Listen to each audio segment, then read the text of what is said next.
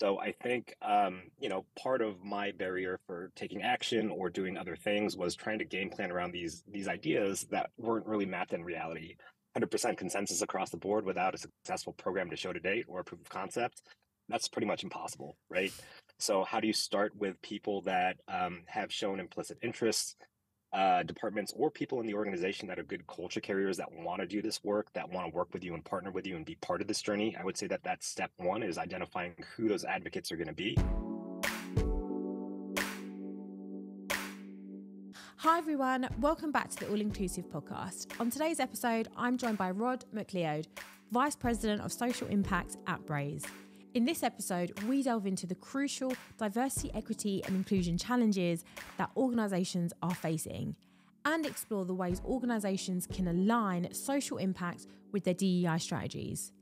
Rod also provides insights into the measures his company is implementing to ensure their DEI initiatives are sustainable and have a lasting impact.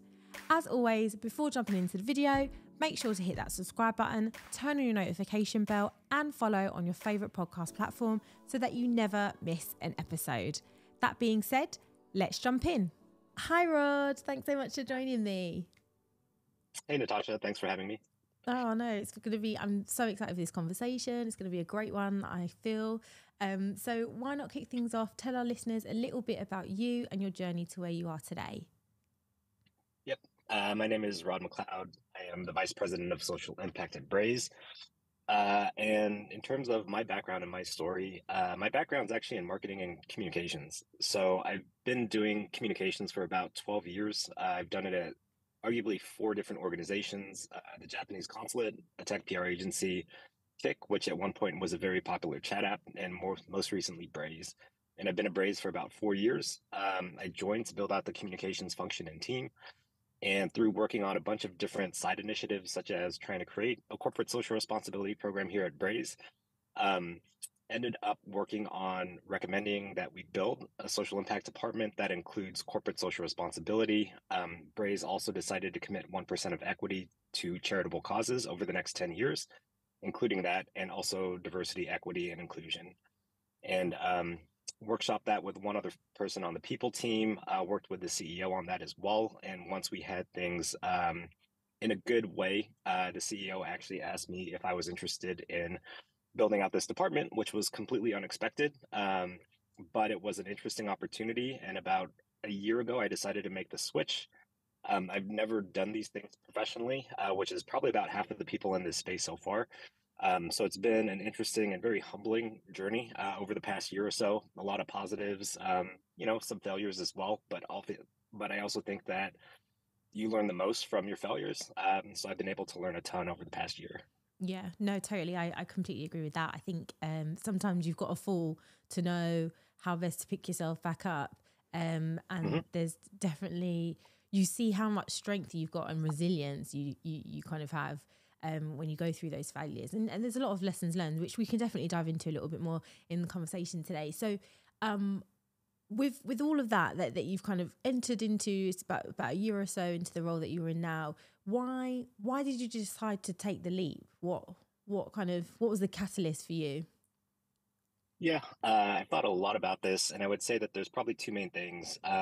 One, everyone that's involved in this work, specifically DEI work, does so from personal or lived experience. My identities, I'm a cisgender male. I'm also of Asian descent. I'm also American. And so that's a very specific identity. And so I think dealing with different things of your past, experiencing racism, being excluded from different opportunities based on how you look, where you come from, right? That's factored into the importance I place on this work.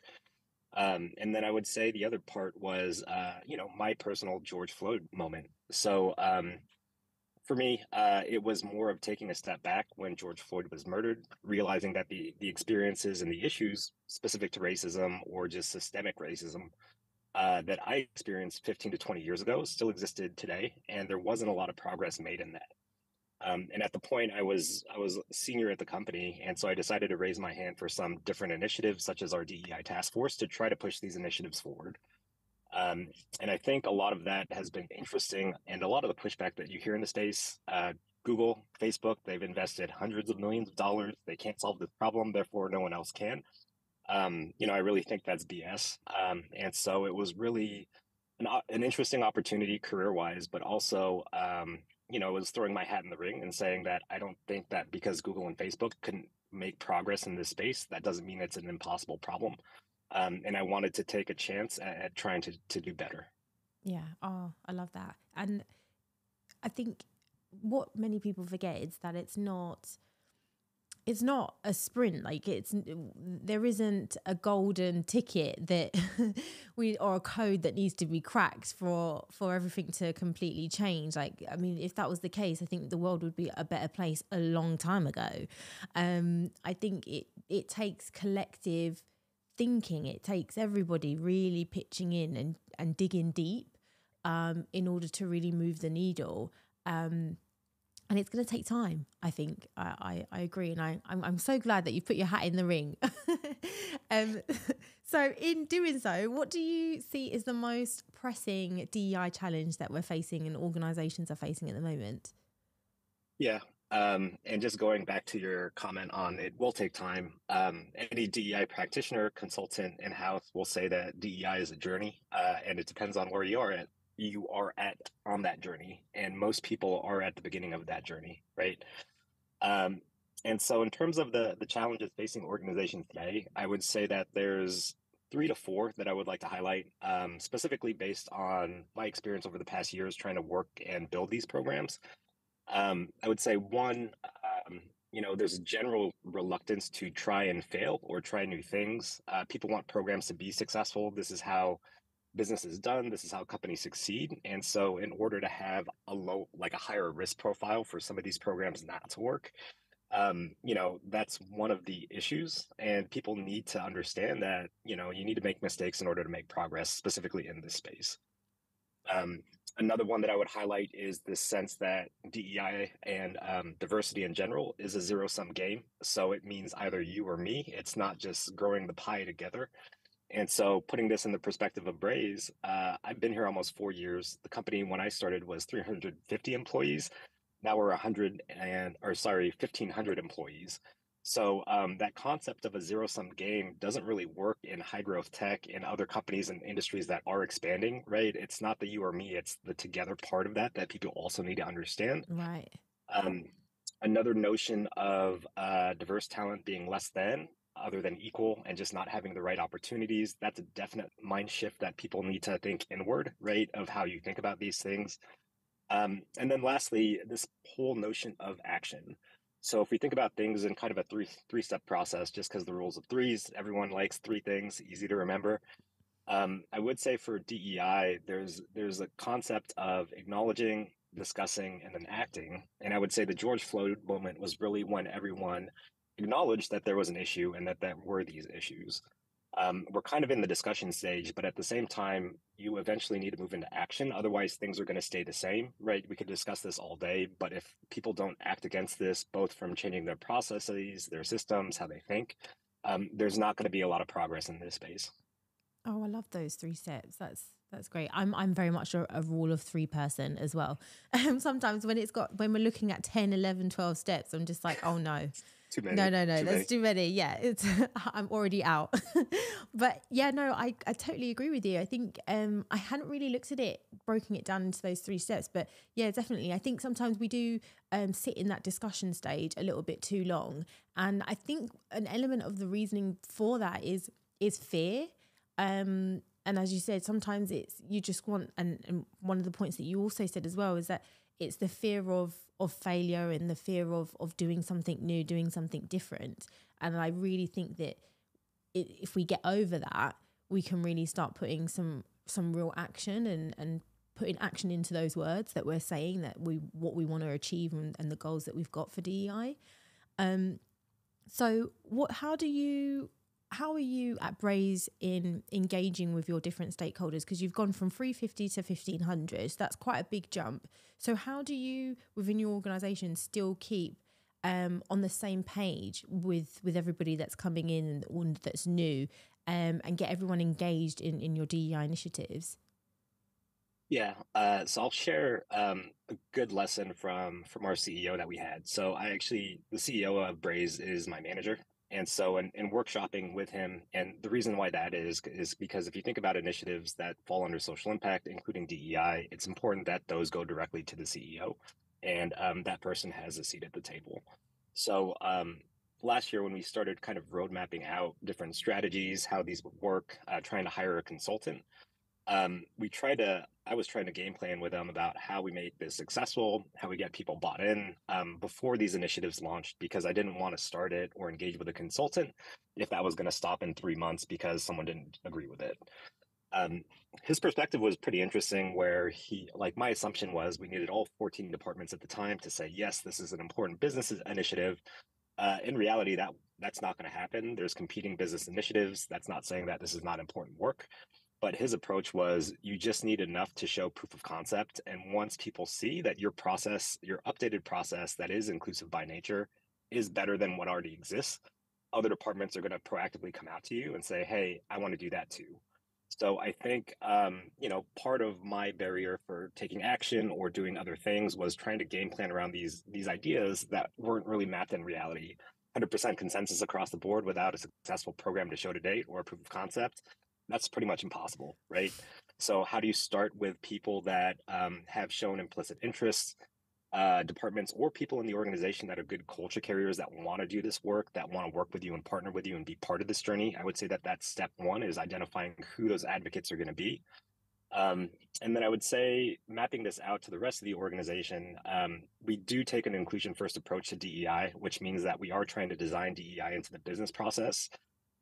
We could talk about this in a bit, but this is also the right approach. It has the longest potential for impact, but it's also the hardest approach after trying to do this for about a year. So, Yeah, no, integration to yeah, all aspects of the business is always going to be a difficult task. But yeah, no, I agree. It is the right way forward. yep. And so I think part of it is you do need a strong relationship with your people or HR function. If you think about all the processes that need to be updated, the four that we're focusing on over the next couple of years are inclusive hiring, um, internal career pathing, manager training, or just management development in general, and also pay equity. And so those are four business processes. If we get right, make us an inclusive organization. Um, the people team owns all four of those. So you need a strong relationship. You need strong collaboration with those folks. And then you need to have that in place before you reach out and you engage other employees. The employee engagement piece is kind of an interesting conclusion or outcome that's come after year one of we've been building a lot of foundations. We've been looking and figuring out what foundations don't exist, which happens with a lot of this work. And employees, they're asking questions, they want to engage. But a big part of this work is taking employees along for the ride, right? Whether it's action, just keeping them updated, or getting them involved in some other ways. Yeah. I'm curious to know, as you said, you've got to kind of bring HR into it, your people into this work and get them all alongside as allies and advocates. For you, at Braze, did you face any barriers in trying to bring those people on board? Yeah, I would say I probably could have been better with my approach. But if you think about it just from a psychological behavior point of view, anytime you say, hey, your process is not inclusive, the reaction by nature is going to be defensive. And so it's making sure those folks are involved from the beginning, something that we're trying to get better at this year as a department, making sure that we're working together in partnership, that they understand this. Because at the end of the day, if we design inclusion into, let's say, recruiting, for example, that's a process that the talent acquisition team is going to own and continue to execute against. It's not going to be our team that does that. So the people that need to be bought in need to be brought along the whole journey, because they're also people that need to advocate on your behalf and the work that you are doing there. Yeah, that makes total sense. So what strategies do you plan to implement to ensure that your DEI efforts are sustainable? I think you probably kind of touched on it a little bit a second ago, but yeah, I would love to learn a little bit more about that. Yeah, it's the inclusion first approach. And so I mentioned the four business processes, inclusive hiring, internal career pathing, manager development, and then also pay equity. Those are the four business processes that we're focused on over the next couple of years, just trying to make sure that these are right. And if you think about two other ways, one is employee engagement. So the more that you could connect employees to this program, the more it becomes a reason that employees want to come and work for your company. And a lot of the programs that we own for social impact are rooted in that. A lot of studies, millennials, Gen Zs, they want to work with companies that make a difference, that have strong values, that do well in initiatives and programs such as diversity, equity, and inclusion. Um, and so those employees need to feel or touch those programs in different ways just to feel part of the journey and part of the difference that they're making, both at Braze, but also in society. Um, I would say the other part of this, which I found is very uncommon, is I'd say that the way that we structured this program, so DEI is one of four social impact programs. Our equity pledge, corporate social responsibility, which is namely product grants and volunteering, and lastly, sustainability and ESG reporting and DEI. um, it actually helps our initiatives just because a lot of the time DEI work takes many months or years to get right. And so if you think about the other initiatives that you're doing in terms of donating money to charities, standing up new product grant programs, it helps you buy a little bit of air cover or goodwill to show action and progress that you are making as a department while you still continue to work on these very much longer term initiatives.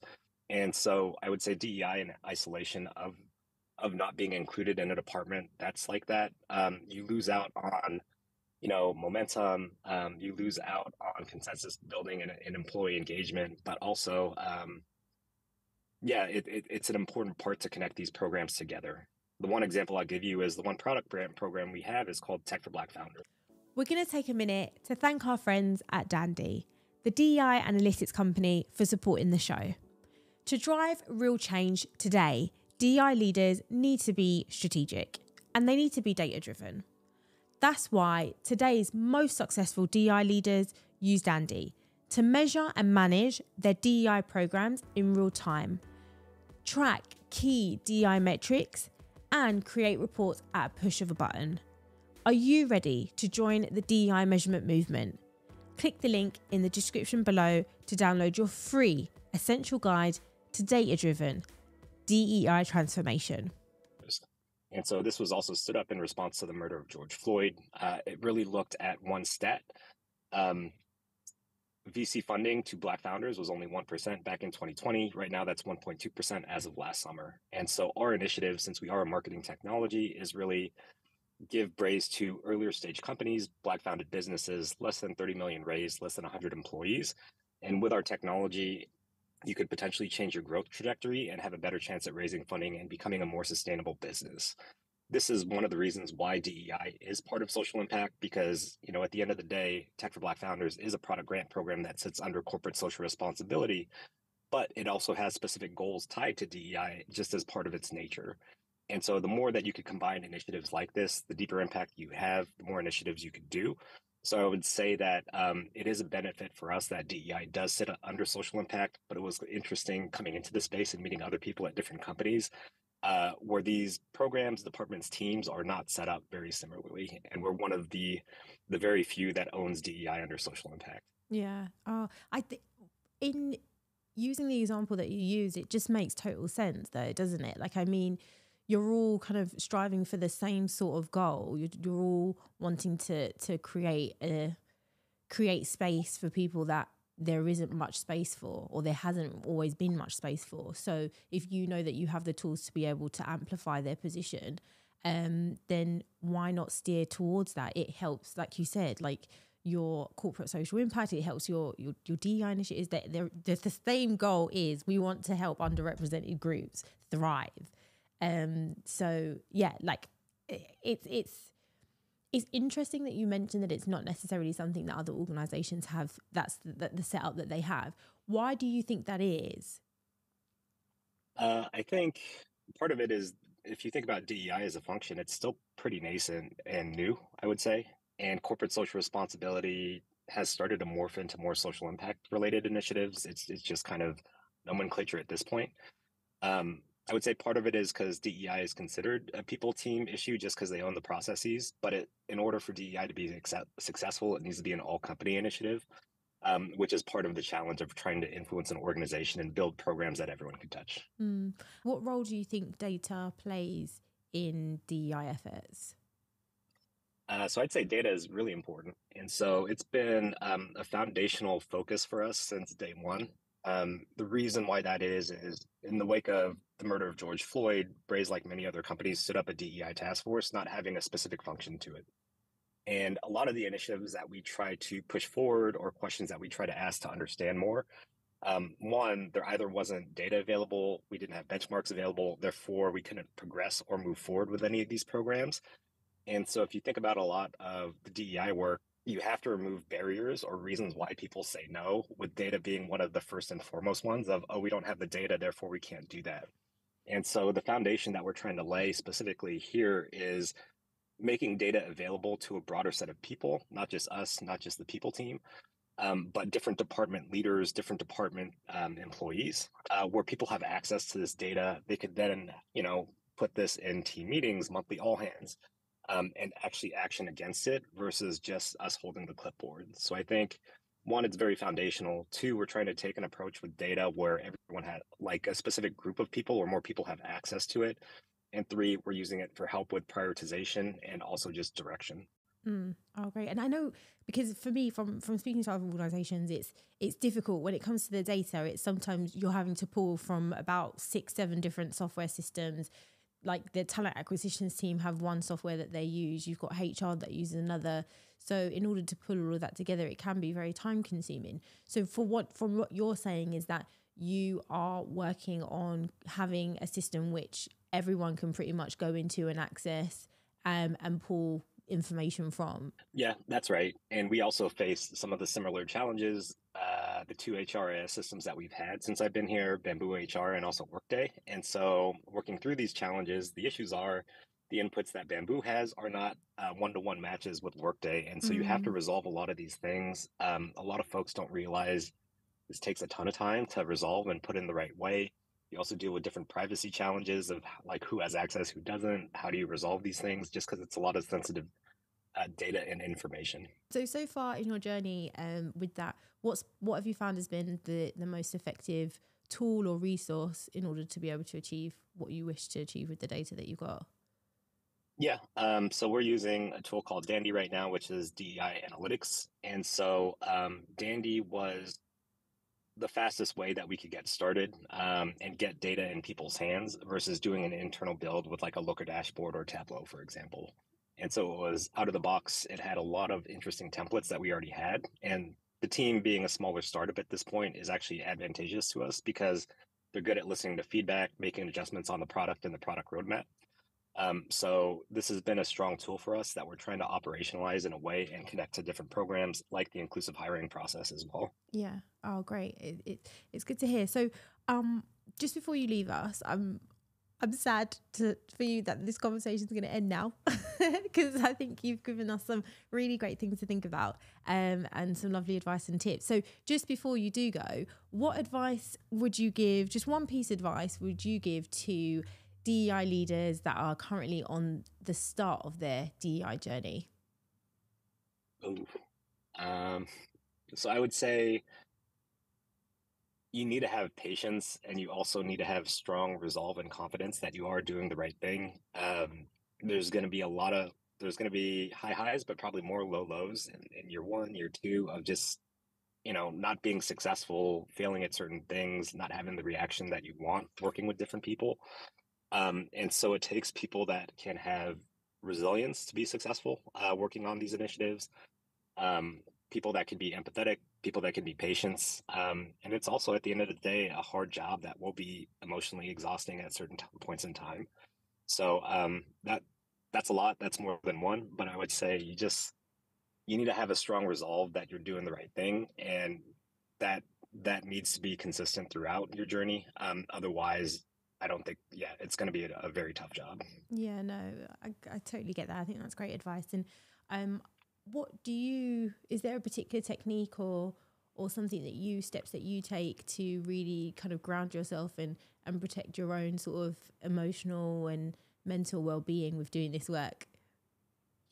To be honest with you, I haven't had a good answer for this personally, and the people in the space that I've chatted with, networked with, tried to form relationships with, there's not a consistent good answer. I would say finding other peers, other mentors in the space so that they could understand your challenges. You could share those challenges, even if it's just meant to vent. Even that is positive, but finding your tribe of people that know the hardships that you're going through is just good from a support perspective, and also just good to know that, you're not going crazy over the wrong things. Yeah, no, totally. And I don't think, and in asking that question as well, Rod, I just want to make it clear, like, I don't think that you've got the right answer. It's definitely from your own personal journey so far. And I think I see it, and for me personally, my protecting my well-being and mental health, it's a constant transition of different things. Like one month I'm like, yeah, I think this is working. Next one I'm like, no, this is not working. I need to do something else. So yeah, I think it's a continuous journey, isn't it? And finding what works for you. But I think having people around you is definitely great advice. I definitely think having people that know and can relate to what you're going through. Yeah. And I'm guessing you've asked this question to other folks on your podcast too. What are like the top three that you've heard of this? Just curious. Yeah, no. So from the top three, I would say is what you've just said, which is networking. So having people and individuals, but also an element to that is actually having people that don't necessarily do the work that you do, but kind of close friends that you can just simply vent to. They don't necessarily need to know what you're doing, but actually having a mix of people. Some say reading, and actually just taking 5 minutes and just doing an activity that you really love that isn't directly connected with the work that you're doing. Which for some people can be a little bit tricky because they do this work because it's aligned with their passions and purpose and what how they live their lives on a day to day. But yeah, it's really those are the two I would say. And the third one is putting everything in your calendar. That was one step one leader said, which I thought was crazy. I was like, what? She was like, yes, I put everything on my calendar. So if I'm going to get a nail appointment, if I'm going to get my hair done, if I've got a school meeting for like a review for her kids, like she puts everything down.